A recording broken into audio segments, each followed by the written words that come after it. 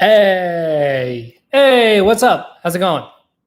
All right, talking about consume. Okay, so consume is a tricky one. Consume is a weirdly tricky one, certainly for me, right? So just to get some of my own biases out of the way, I am a lead blaster. That means that my two savior functions are uh, my OI, my introverted observer, my NI, and my DE, my extroverted decider, which is TE, because I am a lead blaster INTJ. So, consume happens to be third in my animal stack, right? So I am blast, then play, then consume, then sleep. So this makes me like a super fucking cranked up INTJ, right? So even though my consume is third, even though it is technically my hobby animal, which we're not going to get super into in this video, they're still my two demon functions working together, right? So I have sleep last, which is the video that I just did. And again, sleep is kind of funny for me because it's my last animal, but it's attached to my first function, right? Which gives me that glass lizard quality, which is when your last animal is double activated, which makes you kind of not quite look like the type that you actually are, right? In terms of letters. So consume sort of falls in that range for me because I'm not so averse to consume, because it is third, because I'm not like a Ty Lopez who's blast, then sleep, then play, and has consume last. I'm a little bit more evenly spread out, but my consume is still my SE and my FI. They're both my demon functions, so it's always going to be just a little harder for me, a little wonkier for me. So I want to break down what consume really is about, because I think the consume of all, I mean, this is true of all of the functions, whatever. But I think that for consume in particular, it's very easy to think that you are doing it without actually doing it, right? So like for sleep, for instance, right? We all kind of know when we're not really internally processing things, right? There's not really a fail safe there of like, well, I really thought that I was processing it. No, you did not. Like, you know what that internal processy thing feels like, and it's sort of the equivalent of like, did you make sure to do your homework? Yeah, no. I totally did my homework, and now I want to go play, right? You kind of know when you're not doing the sleep thing, and same with blast, honestly, right? Like, when you're just sort of like throwing shit out there, it's not very organized. You're just kind of like, bah, whatever, right? But consume is, I think it's different. And I think it's different in a meaningful way, because we live in such a consume-driven culture, right? It's literally called consumer capitalism, right? That it's incredibly easy to think that you are doing meaningful consuming when in actuality you're not really taking anything in for yourself.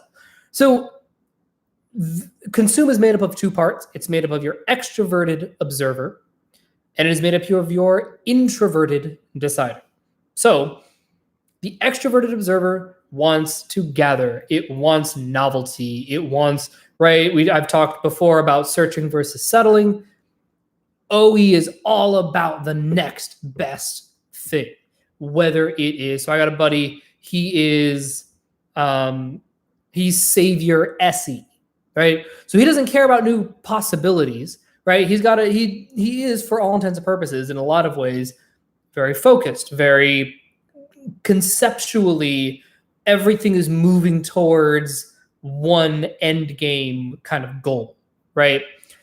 But you got when it comes to like sensory things like new clothes, new video games, new, again, in his case, because he's lead play to hell, oh my God, he wants like new communities to be a part of, new things, like actual physical things. That's the SE sort of side of the extroverted observer. And then NE is going to be much more abstract. It wants new ideas. It wants, this made me think of that, which made me think of that, which made me think of that. And it's not going to slow down to organize the details because it's off going in a million directions conceptually and intellectually, right? In the same way that SE is going off in a million different directions, being like, ooh, I want a puppy, and I want an apple, and I want this Pew Research Center card. Cool. Really glad I didn't accidentally show my address, because that would have been awkward as fuck, and I would have had to have stopped the video, right? So, but it wants new physical things. That's the SE, and the NE is new plans, new ideas, new abstract possibilities, right? But that only goes so far, right? Because you can gather something without actually consuming it.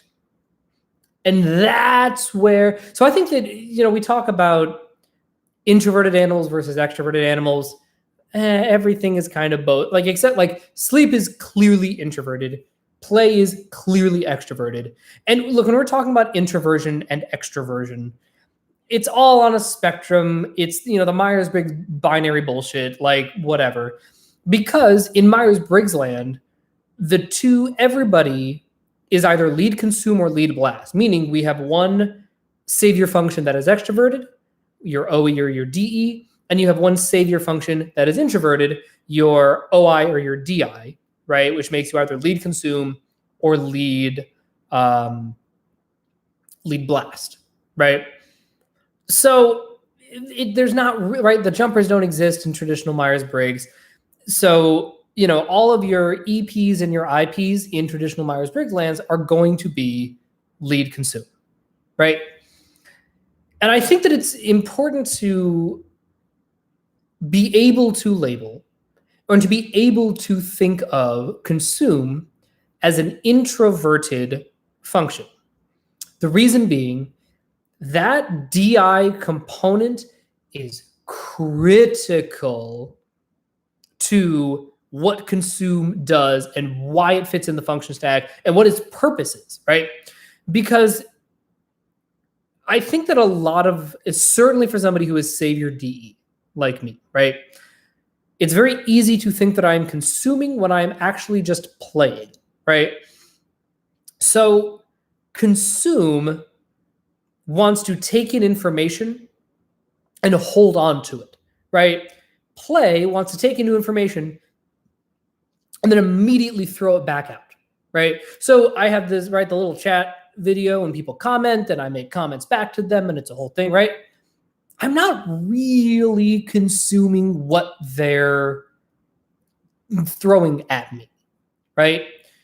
What I'm doing is I am taking the ball, right, proverbially, and then just passing it to another tribe member, in this case, the other people watching, right? So it's very fluid, it's very fast.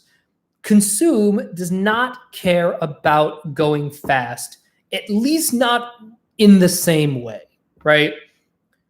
Consume is like, if somebody were to say something and then I take it, I'm not doing a sleep processing on it, but it is, I want more information before I share it, right? Before I blast it out, right?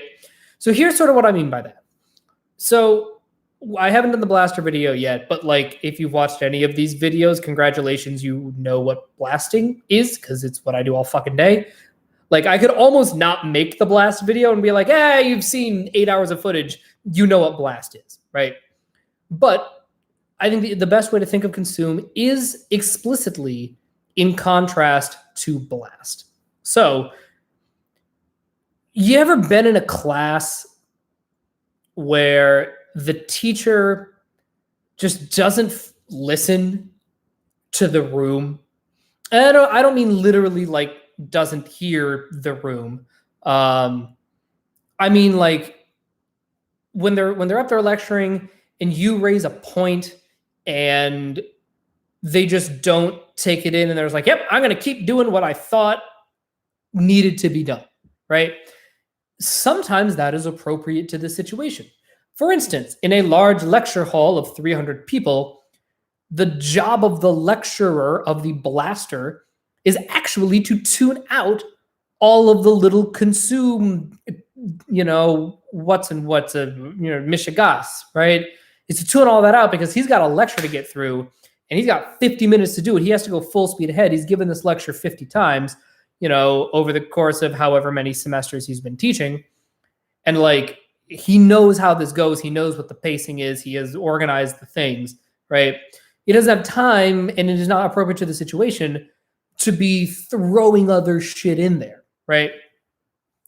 But then there are times when you are, say, one-on-one with somebody, like, I don't know, on a date. All right, I guess this is going to turn into a dating rant video. You're welcome, YouTube. That's where we're going with this. So, like, you ever been on a date and the other person just isn't listening to you? They're not taking in what you are saying, doing some sort of DI, right? Either internal values or logic or whatever. Like, they're just not doing anything with it. And they're just like blowing. I mean, ill will, but this is relevant to the conversation. So if you're out there listening to this, I'm sorry. I do not mean to throw you under the bus. So I went on a date once. This was a couple of years ago. Beautiful woman. Oh my God. She was gorgeous, smart, driven, accomplished, like had a great job, kicking ass. We had a little bit of banter, right, on the OkCupids, and then we finally decided to meet up for dinner, right, because that was the only time we could meet. Okay, fine. So she comes in. She's having a bad day. It happened. We all have shitty days at work. It happens, right? But she came in, and it was one-track mind, full speed ahead, talking about work, right? Which, again, in this particular instance, in some ways, super appropriate to the situation, right? Like, she was honoring how she felt. She wasn't in the present moment with me, but she had such a difficult day that where she was at, she just needed to like process out loud all the things that were happening to her, right? Totally get it. It happens. But as a result, she was kind of just like missing the consume part of like the energy that I was giving her. Cause like I was trying to steer the date in a more date-like fashion, right? And then finally I was like, you know what? This is not working. I just need to abandon the direction I thought this was going to go, ride this wave, we'll part, have a lovely evening, and then never talk to each other again, right? It's like that's an example of low consume. An example of high consume is when you're just really in the moment with someone. I'm going to talk about improv because I love improv when it is done well. So there are a lot of different ways to do improv. But one of the key tenets of improv is something called yes and, right? Which is, and that's more of the play component, right? That is the, I gather what you have given me and I throw it back to you and add something to it. As you start to get a little better at improv, there's the extra step of like, I'm going to take what you just said, and then I'm going to take the time to let myself have a DI opinion, feeling, whatever, internal judgment about the thing that you just said, so that when I give you something back, it has a different take on it. It has an emotional, healthy, in the moment consume, right? Because I'm not just throwing back what you said to me, right? So like, we did a scene today. I was in a scene today, and it was a great scene. It was like definitely one of the better scenes that I've gotten to be a part of. It was one of those where like, yep, we're cooking, we're doing the thing, great. So like it was whatever. The scene was we're at the zoo, and we're looking at the giraffes. And what was so cool is that my scene partner, who's just incredible, every time we said something, the other person was like, I'm going to take it in. Great. And then when they blast something back out, right, it's gone through some sort of FI processing, right, or TI processing, right? They have made some sort of value judgment on it. They've made some sort of intellectual internal weighing about it. They're not organizing it. They're not trying to put it in a box. They're just letting what the other person said affect their DI. It would get thrown at us, and then we'd really catch it, right? We'd OE gather what was said, DI process it, because I'm FI, that's just how it comes out for me, is like take it in, have a feeling about it, and then and then when I throw it back, that's a different thing. I'm giving her something to then catch, take in, do the DI processing with, and then spit it back out, right? And it was this neat sort of slow-ish, it wasn't that slow, but it was a slower scene. It was not a rapid fire thing. And it was just like, we're at the zoo and looking at giraffes, imaginary giraffes, because it's an improv scene, right? Looking at imaginary giraffes. And then she made some comment about how tall they were, right? So I take that in, I go, tall. How does this, again, this is because I am, my DI, the part of my consume is FI. So it's emotional state, values, how do I feel about a thing? I know that's not quite it, but like play along, right? And I go, how does this tall giraffe make me feel right now in the moment, right? Again, for me, it's the SE. And then I go, I feel really insignificant. Great. I give her that line. She then takes that energy and doesn't blow past it. She's like, oh, this person that I'm in the moment with just said they feel insignificant. I'm going to take that in. I'm going to let myself have an opinion about that. And then I'm going to spit something out for him, in this case, me, to catch, have an opinion about, spit it back out. Catch, have a feeling about it, spit it back out, right? And that to me is really what a good, healthy consume looks like. Another phenomenal example, going back to the lecturing thing.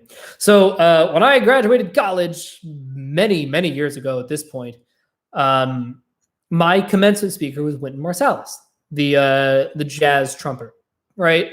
Brilliant jazz trumpeter. And it was raining that day, right? The forecast was for rain. Commencement started at, I don't remember, it was like 4:00 or something. And then it was supposed to rain at like 5:30, right? So they do all the initial stuff of like, these are the people getting the doctoral and the masters and the this and the that and the boop and the bop, right? And then Wynton comes out and he has a 17-page speech because it's a commencement speech. It's supposed to be pretty long. It's supposed to be like a 20 to 25-minute speech. So he gets on the podium and he's like, the one thing that I learned from jazz, always be appropriate to the situation. And he was like, I'm going to read the first page of this speech, and I'm going to read the last page of this speech.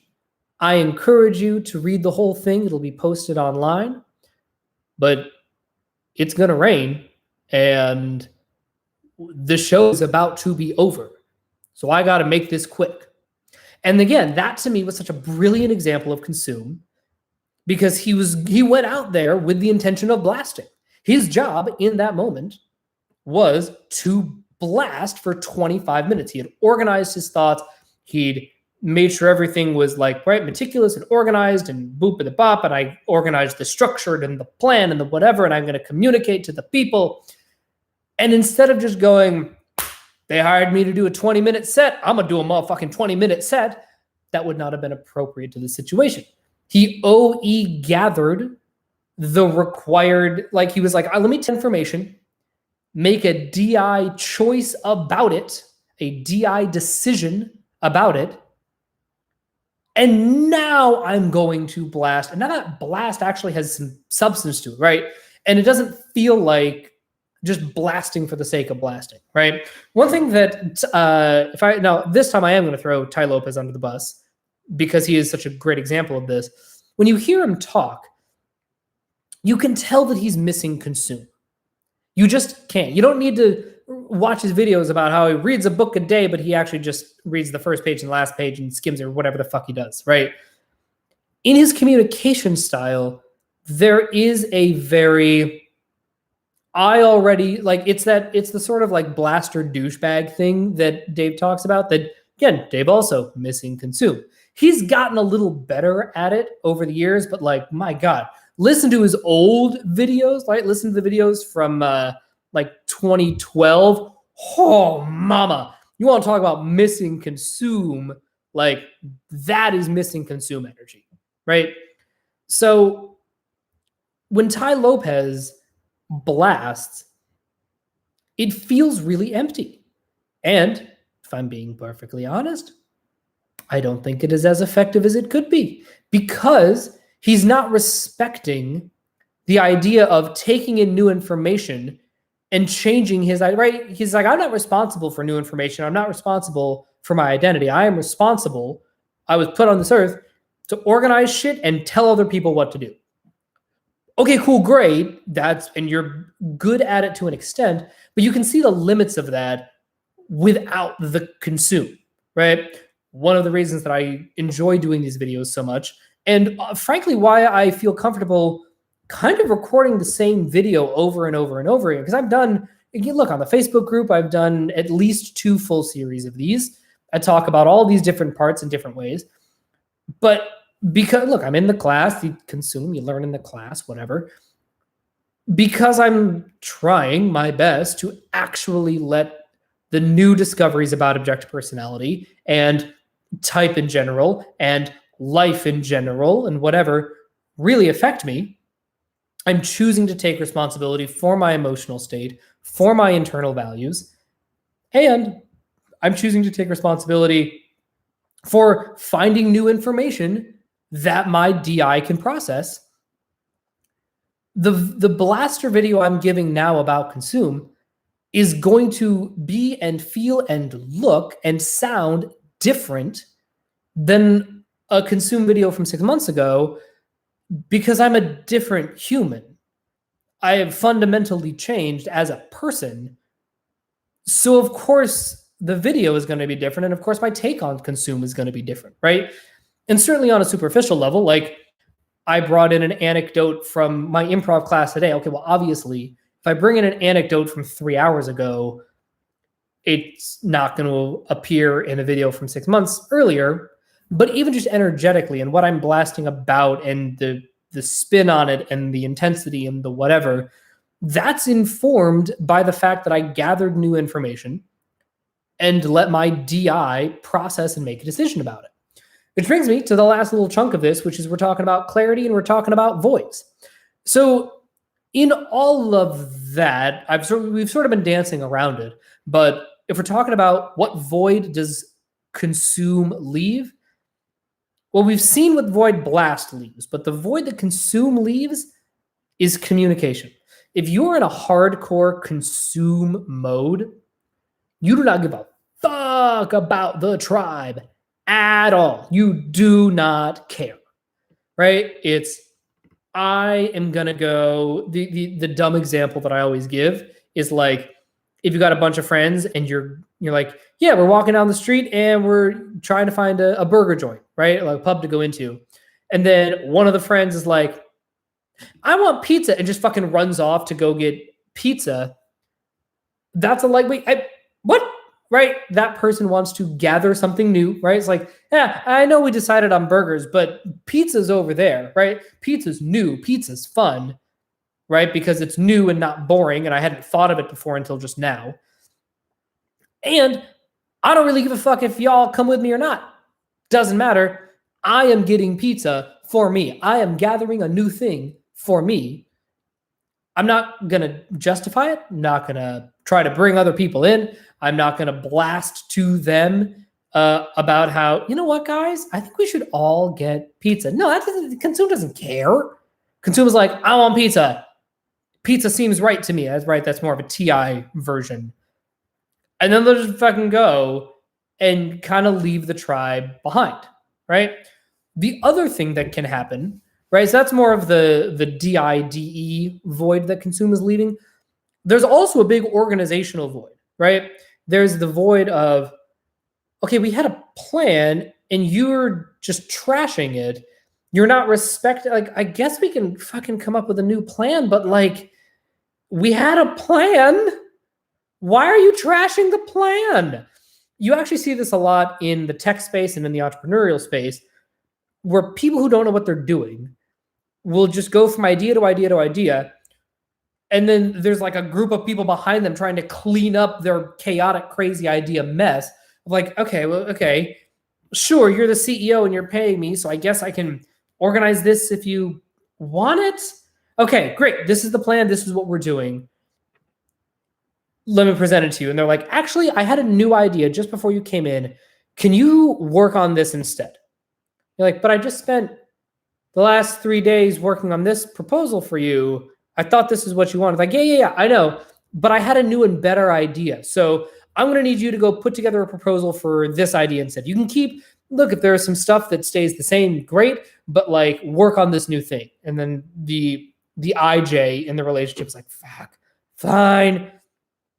They go away, they're working on a thing, and then the Consume person is like, actually, before you submit this thing, I know I asked for it in a couple of days, fold this other new thing in instead, right? Can you just like organize this thing for me? And you're like, really? Can I please just fucking work on a thing for a second? And then I give it to you, and then we talk about it on for a second, and then we can incorporate new things if our plan doesn't work. If the plan sucks, fine. I'm happy to be wrong, but like, god damn, can we please at least stick with something? And that's the other void that Consume often leads, is they're so compelled towards novelty, right? They want to search. They don't want to settle, right? If you, again, thinking of the searchers versus settlers metaphor, they're not homesteaders, right? They're the ones who want to be like, yeah, I know that this berry won't kill me and like whatever, but I'm bored. I want to try that other berry over there. And you're like, could we, oh my God, we literally just found a berry that works, that doesn't kill us. Can we stick with this berry for a second? Why are we introducing that? Right? Let's say it's like, I found this blueberry. It's nice and little, and I eat it. Right? That is the IJ's dream. And then there's like, oh, well, there's that strawberry over there, and it's red, and it has seeds.